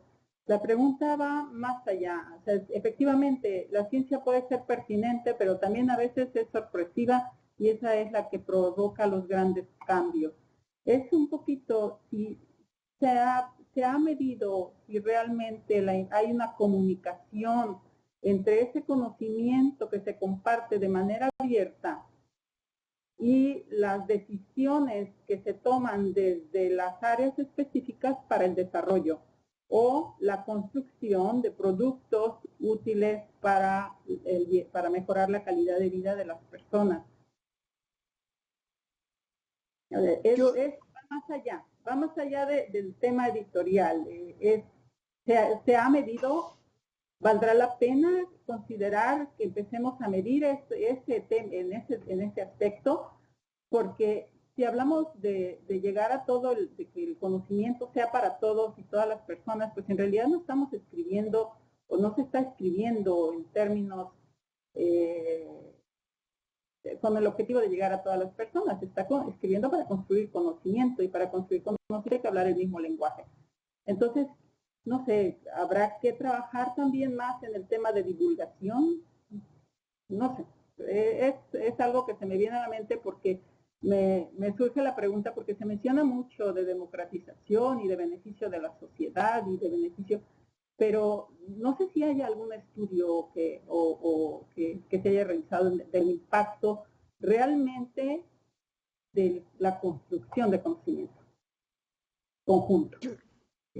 Yo respondería, a ver, no es lo mismo hacer algo público que hacerlo democrático. Son dos conceptos completamente distintos, ¿no? Entonces, el acceso abierto va a provocar la democratización del conocimiento. No va por ahí. Desde mi punto de vista, son dos conceptos completamente distintos. El acceso abierto permite que aquellos que estén interesados en un tema en particular puedan encontrar otras fuentes y puedan hacer intercambios. Lo que tú, Guillermina, señalas muy claramente como encontrarse los que trabajan sobre la misma, ¿no? Y ayudar a estos a transformarse a través de ese acceso abierto. Pero eso no es democratizar, no confundamos y no le metamos conceptos sociológicos a una cuestión que es más técnica que sociológica. A mí un poco por ahí vería, yo creo que es qué bueno. Miguel lo señaló hace un momento, gracias al acceso abierto pudieron, yo no, me declaro incompetente para eso, pudieron los que saben entender qué pasaba con la COVID-19. Se compartió ese gran conocimiento. Eso no fue democratizar, es compartir el conocimiento entre aquellos que pueden entenderlo. Si yo me pongo a leer, a lo mejor algunos documentos estaban en otro idioma, más bien la mayoría, pero no los entiendo. Incluso los que pudieran estar en mi idioma, no los entiendo. No es mi campo de experiencia y no. Entonces eso no, tendríamos que estar, y qué bueno que se dio, qué bueno porque se empiezan a tejer redes de conocimiento que tienen que ver con lo que yo hace un momento decía. Las universidades están obligadas a publicar en algún lado todas y cada una de las investigaciones que están haciendo para que todas las universidades conozcan y se puedan generar redes de trabajo colaborativo. Eso me parece que es fundamental. No sé qué dice Elba, porque Elba por ahí me parece que tiene algo sobre el tema.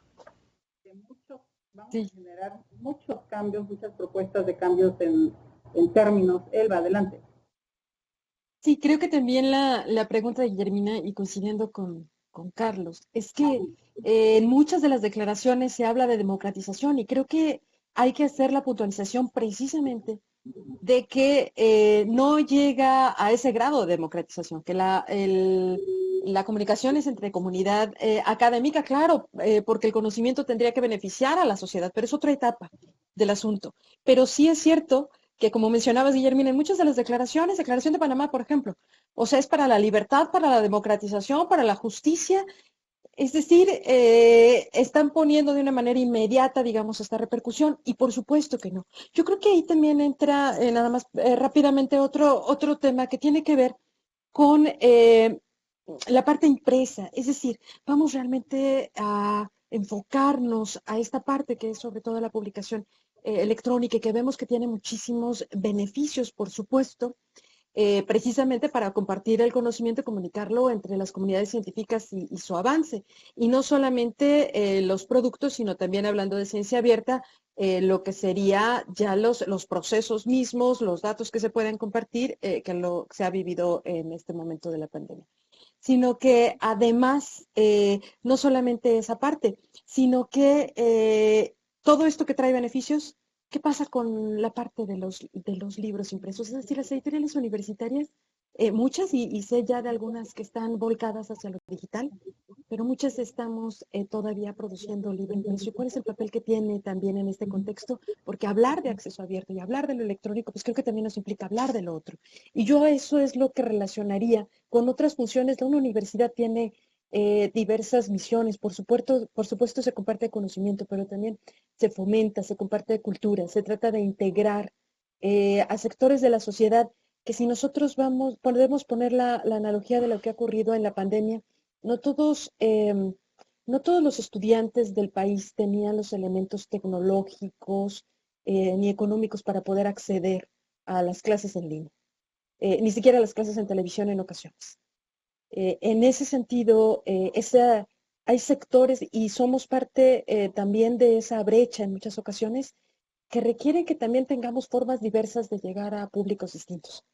Yo creo que en ese caso no es la única, nada más por poner un punto que me parece importante, el libro impreso sigue siendo importante. Es decir, el acceso abierto tiene muchísimas ventajas y muchas cosas que se han dicho ya aquí, pero creo que no hay que olvidarnos de esa otra parte, hablando precisamente de temas como democratización, de temas como inclusión, de temas que nos ayuden a cerrar brechas. Y creo que el libro impreso, por ejemplo, colecciones que tienen que ver con divulgación, pueden ser fundamentales.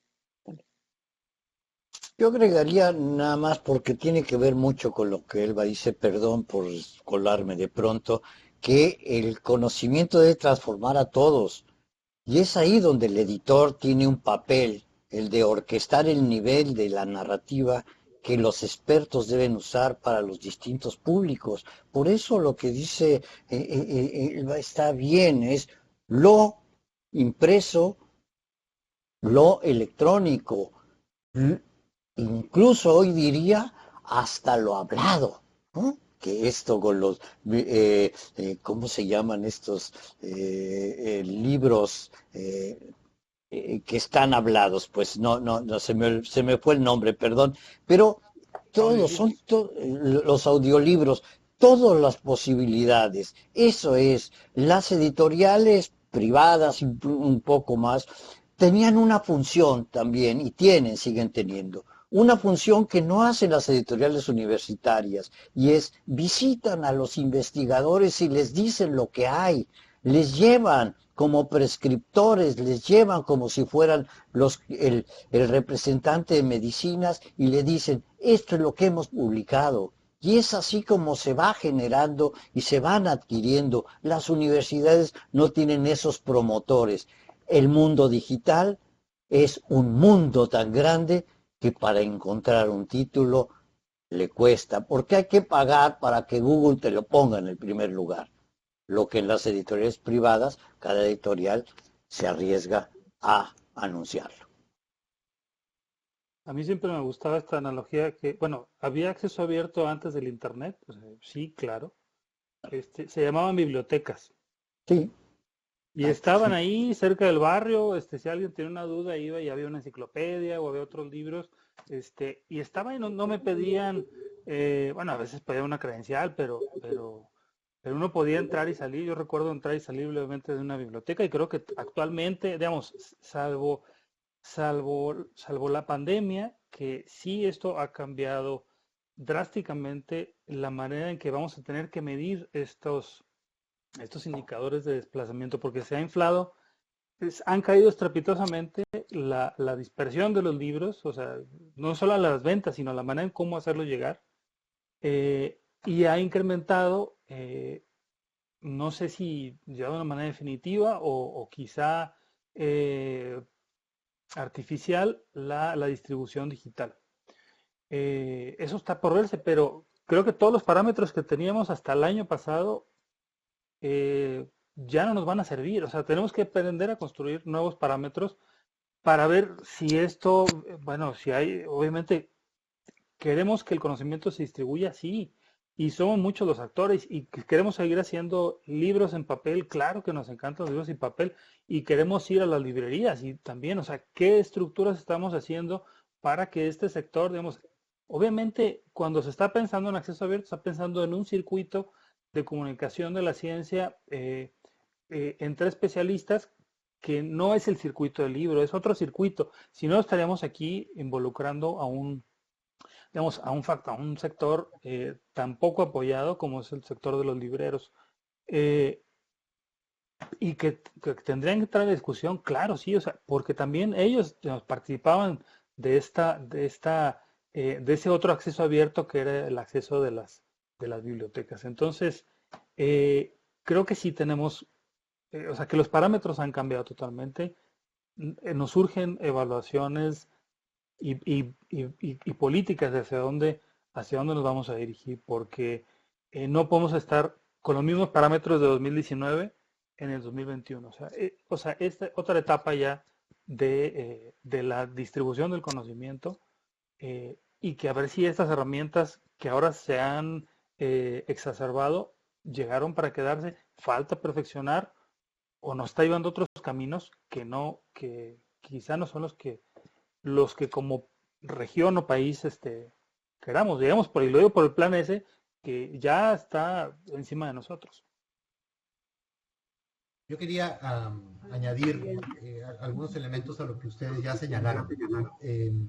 Nosotros en el 2019 anunciamos que nuestra editorial iba a ser primero digital, pero somos absolutamente conscientes de que el canal impreso es un canal fundamental, ¿no? La pandemia nos trajo a la realidad otra vez y nos dijo, bueno, si tu canal principal y tus ingresos principales como editorial vienen por el canal impreso, la pandemia nos tiró al piso, digamos, en términos de ingresos, ¿no? Pero surgió un formato interesante que creo yo, nosotros nos hace viable el abordar el libro en acceso abierto desde una perspectiva de libro impreso también. Y es el tema del IBD, la impresión bajo demanda. Hoy día nosotros buscamos que todos nuestros libros salgan en formato digital, en formato de impresión bajo demanda, y cuando corresponda, porque hay un nicho de mercado, porque la evaluación comercial lo permite, y salimos en versión impresa. Y obviamente también somos conscientes de que como antes nosotros editábamos todo y lo teníamos que mandar a otros países, hoy día lo que hemos hecho son convenios de coedición, ¿no? Nosotros, editorial universitaria, coeditamos en otros países, en México coeditamos, por ejemplo, y en Colombia, en Argentina, en varios otros países coeditamos. ¿Por qué? Porque es producción local y el libro va a llegar de manera local. Pero con impresión bajo demanda llegamos también a otros países que no llegaríamos de ninguna otra manera, porque el costo de enviar el libro es impagable, cuesta 2 o 3 veces más de lo que cuesta el libro realmente. Entonces creo que la estrategia es diversificación. O sea, creo que esa es la clave. Tenemos que aprovechar todos los formatos. Hoy día nosotros estamos también siendo pioneros en el tema de los audiolibros, sobre todo para lo que nosotros llamamos las colecciones de bibliografía básica, las colecciones que son libros de texto, ¿no? Donde el estudiante básicamente puede seguir, o para libros más narrativos, también funciona el formato audiolibro, pero no funciona para todo, obviamente, ¿no? Entonces, creo que la diversificación, el tener distintas maneras para enfrentar cada proyecto editorial, creo que le ofrece al editor las herramientas para responder a lo que el autor o la autora desean de su producto, pero también a lo que el mercado demanda. Y el mercado aquí, en sentido amplio, estamos hablando de nuestra comunidad universitaria, pero estamos hablando también de otros distribuidores comerciales, de otras personas también. Entonces, eso es lo primero. Lo segundo es que para impulsar eso tenemos que tener métricas también que nos reten, ¿no? Las métricas que nosotros estamos usando hoy día para ver cómo nuestra producción es relevante es, por ejemplo, nosotros medimos un número que es ¿cuántos de nuestros libros, qué porcentaje de nuestros libros son hoy día bibliografía en la universidad? ¿Estamos produciendo para que la universidad consuma o no? ¿Qué nos dice eso? ¿En qué cursos? ¿Qué libros más, qué libros menos? Medimos otra cosa y es la presencia de nuestros libros en otras bibliotecas en el mundo. Es decir, ¿nos están comprando otras bibliotecas? ¿Estamos siendo relevantes para esas otras realidades? ¿En qué formatos, por ejemplo, nos pueden comprar esas otras editoriales? Y hemos descubierto cosas interesantes. Tenemos un libro de diseño de moda que nos compran en Australia y está en español. no sabemos por qué, pero hemos vendido en Australia, ¿no? Cosas interesantes, digamos. Pero, entonces, esas son métricas que nos van ayudando a nosotros a mirar también la relevancia de nosotros como editorial para nuestra universidad y para el conocimiento que vamos generando en nuestra universidad y nuestra presencia internacional por fuera. Y así como esa, hay otras estrategias. El catálogo colectivo, por ejemplo, EULAC, nosotros impulsamos fuertemente nuestra coordinadora comercial, preside la Asociación Peruana de Editoriales Universitarias. Tenemos presencia en EULAC, que es esta red, asociación de editoriales universitarios de América Latina. Nos vinculamos, tratamos de tener un catálogo colectivo con esas otras universidades, ¿no?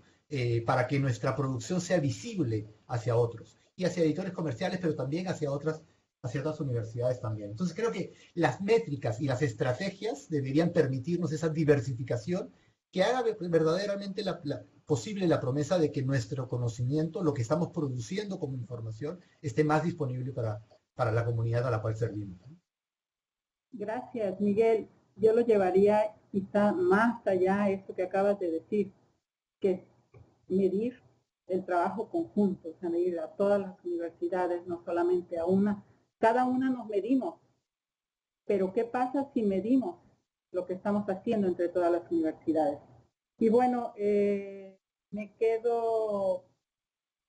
voy a pasar a la última pregunta de este diálogo. Vamos a tratar de ser un poquito más breves, se nos está yendo el tiempo. Y les planteo, esta pregunta la he guardado al final y tiene que ver con la importancia de que se le ha venido dando a los repositorios en libre acceso. Esto es, ¿qué tanto se ha afectado a los sectores vinculados con la distribución del conocimiento? ¿Cuáles son los beneficios y desventajas en los que deberíamos poner nuestra especial atención? Y a partir de ello, ¿qué desafíos consideran ustedes que requieren nuestra atención actualmente y en el futuro próximo? Esto es, ¿con qué instituciones deberíamos, las instituciones educativas, establecer comunicación directa para realizar mejoras en las políticas de ciencia abierta o acceso abierto, como ya se ha mencionado en este conversatorio? Está con muchas preguntas en una, ¿verdad? La verdad es que a mí me cuesta mucho trabajo pensar en una sola pregunta. Una pregunta siempre me lleva así como a precisiones. Bueno, ¿qué tanto se ha afectado a los sectores comerciales, a las empresas privadas vinculadas con la distribución del conocimiento? Y aquí podemos hablar de beneficios y desventajas y ventajas también. Yo creo que, perdón, Edgar, si quieres, adelante. No, iba a intervenir que con qué instituciones. Yo creo que, bueno, hay una muy clara y es el CONACYT, que es quien guía la política nacional de este país, y que claro que si pone que ahora los datos de investigación o que la publicación abierto va a tener un cierto puntaje, claro que los investigadores nos va a llevar hacia ahí, y no está mal, digamos, es hacia donde se guía la política, es donde se pone la zanahoria. Pero, o sea, lamentablemente creo que en esta sesión tengo más posibilidades de que nos esté viendo alguien de la Fiscalía General de la República que del propio CONACYT. Digamos, con esto, con todas las comillas, ¿verdad? Pero, ¿cuál es la política? ¿Hacia dónde vamos con estas políticas de acceso abierto en un año crucial en donde todos los paradigmas han cambiado? Hasta aquí. Yo agregaría a lo que dice Edgar, el tema de los repositorios de acceso abierto han impactado y han afectado a las empresas comerciales, a las editoriales privadas, sí y no. Sí, porque de pronto hay esta idea de que todo lo que se produce y todo el conocimiento tiene que ser digital. Y entonces un autor, un investigador que llega a una empresa editorial, lo que quiere es eso, y lo que quiere, que en un criterio completamente equivocado, porque de pronto CONACYT le dice que el producto de su investigación lo tiene que llevar al repositorio general y entonces la editorial privada dice, y entonces, ¿por qué te publico yo? ¿No? Si yo te voy a publicar porque voy a comercializar, que es un negocio lícito, insisto, ¿no? No hay que satanizarlo, por favor, porque parece que haberse arriesgado, otra cosa son los abusos que suceden en esto o en cualquier otra cosa. Y sucede con las grandes empresas en perjuicio de las pequeñas y medianas empresas que son las que sostienen el ecosistema del libro, incluyendo las librerías. Cuando hablamos de que si están siendo afectados por el repositorio, por los repositorios y de acceso abierto, estamos afectando a todo el ecosistema del libro, estamos afectando al editor que arriesga un capital y que puede tener un mercado construido a lo largo de muchos años en toda la América, para, por ejemplo, poner un ejemplo, o está afectando a una librería, que Edgar lo señalaba en algún momento, que lo único que tiene seguro para poder sostener una librería son los libros científicos, los libros de texto, los libros que las universidades, los maestros, los académicos recomiendan a sus alumnos. Es lo único que tiene seguro que pudiera vender. Lamentablemente, la literatura es siempre azarosa. Y la literatura también en ese sentido está ya, y tendríamos un día que hacer la crítica de lo que hacen los editores privados con la literatura, que no te dan tiempo de asimilarla cuando ya descatalogaron un libro. Solamente aquella que realmente ha pasado a lo largo de la historia puedes encontrarlo. Mucha otra, las editoriales deciden que lo retiran de su catálogo al año o a los 2 años. Pero lo que sí es que el acceso abierto ha provocado que las librerías, muchas de las cuales se pusieron en la puerta de enfrente de la universidad, no puedan ofrecer eso, no puedan ofrecer y no tengan con qué vivir. Y en el ecosistema, y no es un tema de romanticismo, es el proceso completo. Es como pensar que vamos a comprar las medicinas por internet. Las medicinas se compran en una farmacia, como los libros se compran en una librería, no en un centro comercial, en una librería. Eso es, aunque pueda sonar anticuado, es algo que defenderé, porque el modelo de acceso abierto, el modelo electrónico, es un modelo de negocios para alguien que no es la universidad, que no es los usuarios, mucho menos es un desarrollador que está obteniendo un beneficio privado de un bien público. Y es un desarrollador, y lo digo con toda conciencia, porque tienes que pagar internet, tienes que pagar luz, tienes que pagar a esta plataforma donde vas a subir, tienes que pagar al desarrollador, que ninguno de ellos son parte de tu empresa editorial. Así es que ahí hay una apropiación de recursos que no son públicos. Para llegar al público me parece muy bien, pero quitando a otro sector que está muy estructurado y que tendría elementos. Un libro electrónico no es ni con mucho más barato en su producción. Puede incluso ser hasta más caro. Bueno, por ahí lo dejo, pero otra vez le paso la pelota a Elba para que nos diga. Gracias, Carlos. Adelante, Elba. Gracias. Yo creo, lo iba a comentar desde hace un rato, que hay que generar alianzas. O sea, los mismos repositorios. O sea, cuando podemos aliarnos, bueno, es que me toca hablar aquí también desde la red, ¿no? La red al texto y lo que mencionó ya también Miguel de ULAC, que precisamente, bueno, y que Edgar dio los datos, no sé si mencionaste el texto de ULAC, pero esto del 6-7%, que ya creo que vamos en 7%, de los libros en Open Access en estas plataformas, en Ulibros y en al texto ya es 7, ya vamos del 6 al 7, pero claro, porque estamos en este vértigo, que también es algo que nos ha dejado esta circunstancia de la virtualidad.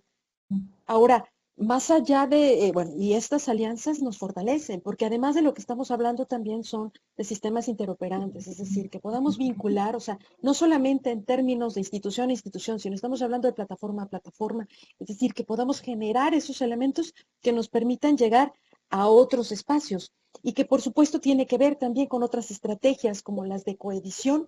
Yo hace rato lo que decía de coedición es cuando nada más te evalúan por el coeditor, pero cuando no se trata de eso, sino cuando se trata de una fortaleza de distribución, de una fortaleza del producto mismo, del proyecto mismo editorial que se está generando, creo que de eso se trata precisamente, de que esas alianzas nos lleven a. Ahora, el ámbito de las librerías, también quisiera decir que puede sonar a romanticismo también de mi parte, pero voy a hablar también de las bibliotecas. Miguel, yo creo, y voy a hablar de las clases. A ver, no es lo mismo, estábamos hablando en unas jornadas ayer de temas de corporalidad y decía la expositora, los quiero ver en tercera dimensión, estoy viéndolos aquí, no. Es decir, no es una cuestión únicamente de romanticismo, tiene que ver con una experiencia en términos muy generales, o sea, de construcción de nosotros mismos, de construcción del conocimiento en diferentes aspectos, entrar a una librería, entrar a una biblioteca, que en muchas ocasiones además son espacios culturales que no solamente tienen que ver con que voy a tomar el libro y a ver lo que tenía dentro, sino además todo lo que implica actividades que se realizan, que tienen que ver con desde fomento a la lectura hasta la experiencia de ese tipo de entornos, que tiene que ver con las clases también. No es lo mismo. Hay muchas ventajas hablando de eso, así como hablando del acceso abierto, hay muchas ventajas de dar una clase en línea. Tienes una serie de materiales, les pones una serie de vínculos, generas una serie de dinámicas que te dan las plataformas, maravilloso. Pero hay un elemento que tiene que ver con nuestra propia circunstancia, perdónenme, no me parece que sea romanticismo, es circunstancia espaciotemporal de lo que somos, que implica que el conocimiento, el fomento el fomento cultural y muchos elementos están también vinculados a esa presencialidad, sin omitir todas las otras ventajas. Entonces, sí creo que, por ejemplo, las librerías tienen una función social importante, que por supuesto requiere mantenerse a partir de la venta de libros, no se van a mantener de su valor simbólico, se tienen que mantener de la venta de libros, y que entonces lo que necesitamos es generar alianzas y generar esta reestructuración, que es estar pensando las cosas. O sea, el papel que tienen en este contexto, que no es un contexto único, ya se dijo, es múltiple, porque es diferentes aspectos. Acceso abierto, ¿para qué? ¿Por qué? Impreso, ¿para qué? ¿Por qué? ¿No? Y entonces creo que también hay que repensarlos ahí. O sea, no seríamos, ¿qué seríamos también sin esos espacios que son las librerías? Gracias. Gracias, Yo para Eva. terminar solamente quería añadir un par de cosas. La primera es que además obviamente del CONACYT y, CONCITEC, y en nuestro caso el CONCITEC como entidades, me parece que los gremios de libreros son importantes, ¿no? Nosotros somos parte de la Cámara Peruana del Libro y creo que defender ahí un espacio para el libro universitario es también un tema fundamental. Es complejo, pero hay que estar, o sea, creo que corresponde y es otro espacio donde hay que dar esta discusión porque son temas que no se discuten allí, son temas que están ajenos a la agenda normal de una Cámara, por lo menos lo que yo he podido mirar en la Cámara Peruana del Libro me parece que es un tema que está ausente.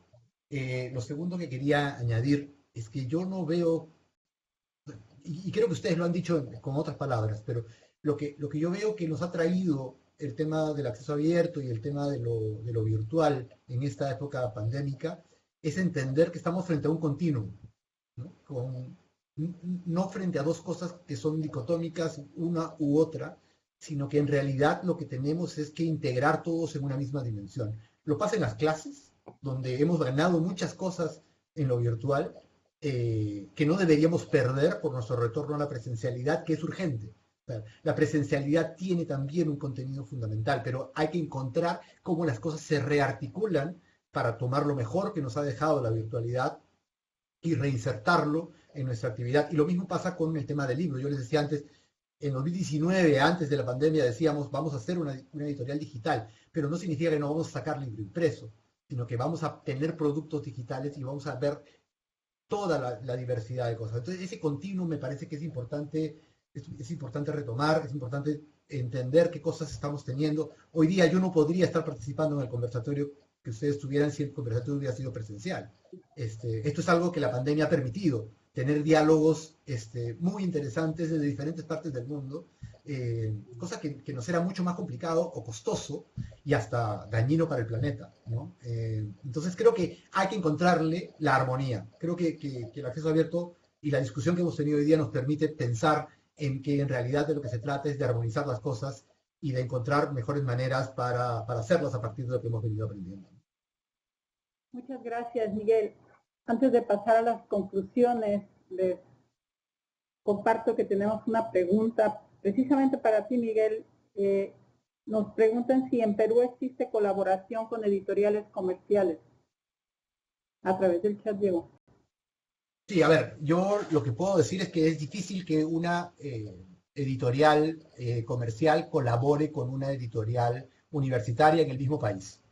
Hemos tenido colaboraciones, de hecho, pero tiene que ver más con cesión de derechos, con venta de derechos, que a un trabajo y un proyecto conjunto. Existen algunos casos muy aislados. Tenemos, por ejemplo, nosotros tenemos la colección Bicentenario, pero donde la colección, que es una colección gratuita, es una colección de acceso abierto, además, las diferentes partes ponían recursos de manera conjunta, ¿no? Entonces eran el sector privado, la propia universidad, pero no proyectos editoriales, así que yo pueda traer de memoria colaboración. Sí existe colaboración con editoriales privadas de otros países. Nuestras coediciones con Colombia, por ejemplo, incluso con México, son con editoriales comerciales, ¿no? Entonces, no son solamente coediciones con otras universidades, son coediciones con editoriales comerciales, pero no en el mismo país, ¿no? Y esa es otra cosa que aprovecho y comento, que lo iba a mencionar antes, pero ya se me fue, el tema de la colaboración. Es bien complejo. Yo tengo 5 años en el sector académico, antes trabajaba en otros temas que no tenían que ver con la universidad, y sí me chocó la poca colaboración que hay entre las universidades. Debo decir que no es, que por eso es que nosotros ponemos mucho énfasis en nuestro trabajo colaborativo a través de la asociación, pero tenemos que lidiar muy fuerte contra nuestras propias autoridades, porque la lógica de que la universidad tiene que destacar por encima de las otras universidades es una lógica que está puesta allí porque vivimos también de los estudiantes que podemos atraer. Entonces, esa competencia entre universidades hace que los esfuerzos de colaboración a nivel de las editoriales se vean impactados. Igual persistimos, igual estamos allí, pero es una realidad, ¿no? Que nuestra universidad como universidad compite con otras universidades y que eso hace que las estrategias no siempre sean convergentes o que no podamos poner en luz toda esa colaboración porque permite ponerle el reflector no solamente en nosotros, sino en lo que se denomina nuestra competencia. Y eso es un problema. Gracias, Miguel. De Facebook rescatamos algunos comentarios, se los comparto. Isabel Vega dice, envía saludos desde Ecuador. Lía Castillo Meneses envía saludos desde Lima. Víctor Vallejo comenta que esta es una excelente charla. Les envía saludos desde la Universidad Autónoma de Puebla. Y bueno, muchas felicitaciones para ustedes por lo que han comentado hoy, que me parece que nos llevará a nuevas definiciones. Para empezar, ya hablamos de libre acceso, de acceso abierto, y entonces sale el tema de que hay que pensar en ciencia abierta. Hablamos también de cambiar el tema de prestigio por buenas prácticas o malas prácticas. Hablamos también de considerar la evaluación de los repositorios, de medir con base en criterios presupuestales y características de cada institución. Obviamente, los resultados, una institución pequeña no va a publicar el mismo número de títulos que una institución con un gran presupuesto. Y hablamos también de la posibilidad de que se empiece a quitar ese tema de democratización en las declaraciones sobre acceso abierto. Igual los riesgos de publicar en electrónico y en impreso, las ventajas, las desventajas. Yo no sé si a ustedes les ha sucedido, pero yo sé de muchas editoriales que han perdido información electrónica con los cambios, con las actualizaciones tan rápidas que se dan en esta área.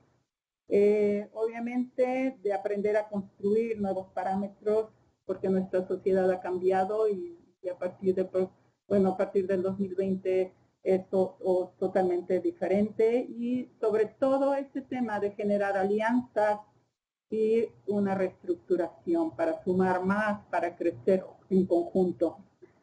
Ahora los invito a una participación breve de conclusión.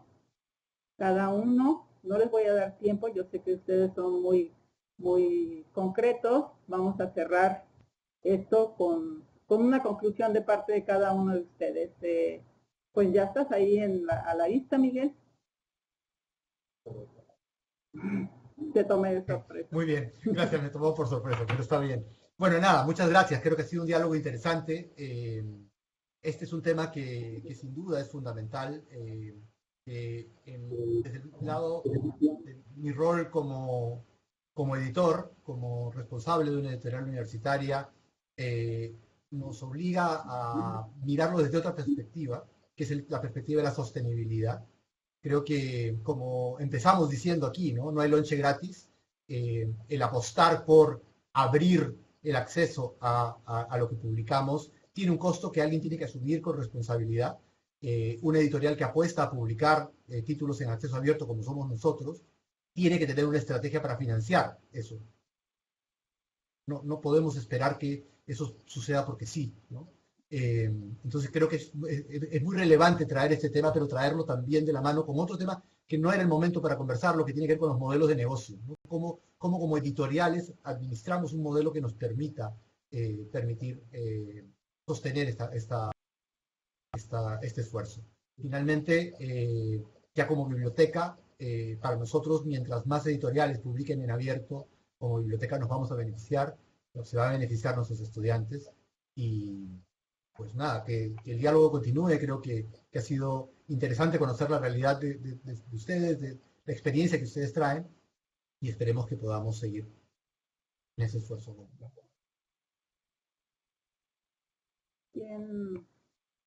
¿Quién continúa? Esta es una etapa. Gracias, Miguel. Este es el cierre que estamos realizando. Estamos tratando de concluir, y qué bueno que abordaste este tema que es muy importante, la sostenibilidad. Vamos a continuar, si les parece, con Edgar. Sí.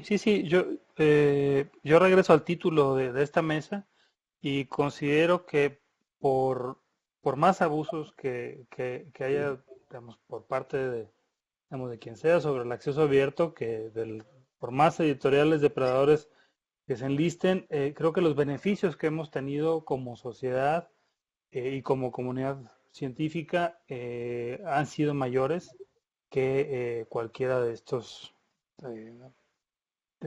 incidentes, que creo que en porcentaje, digamos, no lo supera, y que hay que repensar es una palabra, ya que sea muy evaluada,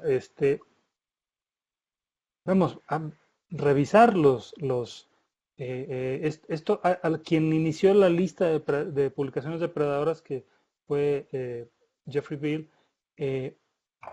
¿Cuáles son estas debilidades de nuestro sistema de comunicación de la ciencia, de nuestro sistema de edición académica, que es lo que permite quizá esos abusos? Gracias. Gracias, Edgar. Elba. Sí, yo creo que coincido en que hay más beneficios aquí que lo que han pesado estos abusos que existen, por supuesto. Me parece que hablamos más, incluso valorando la mesa, de retos que de abusos mismos. Es decir, de elementos que todavía hay que seguir solucionando, que tienen que ver precisamente con esta sostenibilidad, es decir, la parte de financiamiento, la parte de revisión de derechos, todos estos elementos que finalmente tienen que formar parte de un proyecto de acceso abierto y que ser revisados, incluidas las partes de evaluación que también mencionamos. Quiero insistir para cerrar también, porque la invitación aquí fue como parte de la red al texto, en que esa serie de diversidades que tenemos en todos los niveles, tanto diversidades disciplinarias, diversidades de tamaño, de experiencia, de crecimiento, pueden verse favorecidas, digamos, para poder crecer juntos con alianzas. Con esta alianza que, si bien es difícil en ocasiones el diálogo académico en general, Miguel, creo, entre colegas mismos, llámese universidad o a nivel personal, entre colegas a veces es difícil. Creo que cuando se logra, y es lo que yo he visto en la red, una gran generosidad de todas las instituciones, creo que cuando se logra nos hacemos más fuertes. Creo que va por ahí, por ese tipo de eventos donde pensamos las cosas, donde hablamos, volvemos a poner sobre el subrayado sobre los temas y sobre las alianzas que podemos hacer. Muchas gracias. Gracias, Selva. Y vamos a cerrar con Carlos Anaya. Carlos, empezaste y cierras hoy. Bueno, pues espero ser concreto. En primer lugar diría gracias, gracias. Es una mesa en la que yo no sé ustedes, pero yo aprendo mucho. Yo estoy aprendiendo y muchas gracias, gracias por eso. El día de ayer en la mesa 1, si no me equivoco, es mesa 1, el doctor Ricardo Villegas habló de que los repositorios deberían de estar en las áreas editoriales y no en las bibliotecas. En algunos puede ser que el editor y el bibliotecario sean en el mismo caso, como en el caso de Miguel, pero bueno, esto tiene una razón de ser, y esa razón de ser es que el editor debe ser el centro, no lo que está sucediendo, que es la ingeniería en sistemas, los ingenieros en sistemas, los que se están volviendo los que determinan cómo se deben subir. Es el editor y su olfato, es el editor y el conocimiento de los contenidos que va a publicar el que tiene que ir decidiendo cómo va. Y esto, ¿por qué? Porque el editor es el que nos puede garantizar un tema que es fundamental y es la legalidad. A mí me parece que eso es un elemento que parece como, híjole, algo alejado, pero no, es un problema de legalidad. Y el editor también es aquel que debe procurar y preocuparse por la formación profesional de los académicos, la formación profesional del cuerpo de trabajo y la formación de los alumnos, del reconocimiento en la legalidad y en cada uno de sus pasos. Y por lo tanto también el editor es el responsable de la construcción de públicos, no la construcción de lectores, construcción de públicos. Eso me parece que es lo que debería de quedar como resultado de todo esto, esta necesidad, por supuesto la necesidad de la colaboración entre los académicos, entre las instituciones y entre las instituciones y las editoriales comerciales, editoriales privadas. Todo porque con el fin de ir construyendo un cuerpo armónico que tenga como fin último la expansión del conocimiento. Muchas gracias, gracias Guillermina por esta moderación. Gracias a todos, fue un gusto. Gracias, Carlos. Antes de pasar al cierre, les quiero compartir otros comentarios que nos llegaron por Facebook. Desmar Abad nos dice, saludos desde Colima, muchas felicidades, excelente charla. Sebastián Carlos nos envía saludos desde la Universidad Iberoamericana en la Ciudad de México. Amalia Flores los felicita y les envía saludos desde la Universidad de Colima también. Bueno, pues este ha sido un momento muy ameno, pero todo lo que empieza tiene que terminar. Yo he pasado un buen rato con ustedes, efectivamente he aprendido con ustedes hoy mucho y yo creo que quienes nos han acompañado a través de internet también, así lo espero. Y entonces no me queda sino agradecer a nombre del Instituto José María Luis Mora, que está cumpliendo 40 años y que está organizando estas segundas jornadas de análisis sobre repositorios documentales y la propiedad intelectual de los contenidos y específicamente este conversatorio de usos y abusos del acceso abierto, una reflexión multidisciplinaria. A quienes nos acompañaron desde redes sociales, desde el sitio del mismo instituto, y de manera muy especial a ustedes, Elba Sánchez Rolón, Carlos Anaya, Edgar García Valencia, Miguel Sarabia López, Muchas gracias por su generosidad, por compartir esta tarde sus experiencias, sus conocimientos y sus visiones para construirnos mejor como editoriales y al servicio de la sociedad, por supuesto. Entonces, pues muchas gracias a quienes nos acompañaron, muchas gracias al instituto y cerramos este conversatorio. Espero que pronto podamos coincidir en otras actividades. Gracias, buenas tardes y hasta pronto.